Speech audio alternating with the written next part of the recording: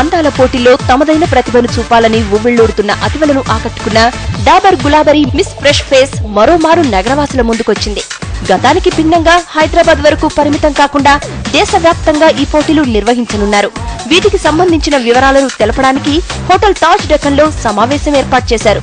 ఈ కార్యక్రమానికి ముఖ్య అతిథిగా సినీ నటి తషు కౌశిక్, ప్రముఖ మోడల్ సౌదామిని పాల్గొన్నారు.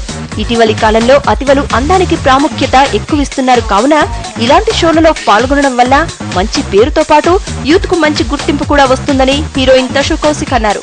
This contest is happening from a couple of years now, and I think Dabur has come up with a brilliant concept of this fresh face. Earlier they were restricted only in Hyderabad, only in the south zone, and now they have enlarged. They are covering like 4 different zones, and by covering more zone they have a bigger competition, a better competition, more prettier and intelligent girls pouring in. And I personally feel that all the girls out there who are scared, who don't know how to enter a beauty contest, I think this is the best platform to come and participate, because the winner of this contest directly gets an entry in top 20 of Pantaloons Miss India, which is definitely not an easy thing. I think you should just give it a try. The entries start today and it will finish on 4th of October. Give your best, participate in it, and may the best girl wins. October 4 వరకు రిజిస్ట్రేషన్ల ప్రక్రియ కొనసాగుతుంది. 15వ తేదీన zonal స్థాయి finals నిర్వహిస్తారు. అనంతరం ఎన్నికైన యువతికి 1 సంవత్సరం పాటు గ్లిట్స్ మోడలింగ్ వారిచే కాంట్రాక్ట్ ఇప్పించడంతో పాటు 50,000 రూపాయల బహుమతి ఇవ్వడం జరుగుతుంది.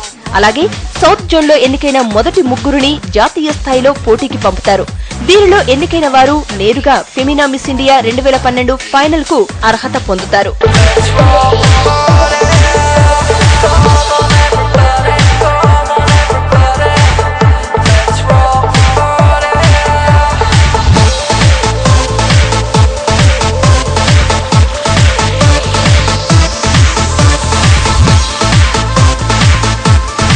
డిఫరెంట్ లుక్ తో వస్తున్న శ్రియ ఆ విశేషాలు తెలుసుకునే ముందు ఈ నవల చిన్న బ్రేక్.